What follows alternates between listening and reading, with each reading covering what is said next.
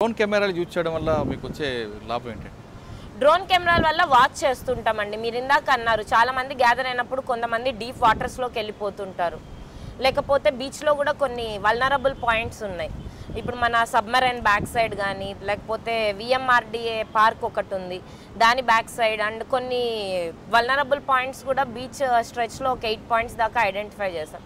అటువంటి vulnerable పాయింట్స్లోకి drone cameras ద్వారా మేము చూస్తాం ఎవరు వెళ్తున్నారు, అక్కడ ఏం జరుగుతుంది, ఎటువంటి యాక్టివిటీస్ అక్కడ జరుగుతున్నాయని అబ్జర్వ్ చేసి రెస్పాండ్ అవ్వడం జరుగుతుంది. ఓకే, అంటే మీరు వచ్చే విజిటర్ సెక్యూరిటీ పర్పస్లో మీరు విజిబుల్ పోలీసింగ్ పెట్టారు, అంతవరకు ఓకే.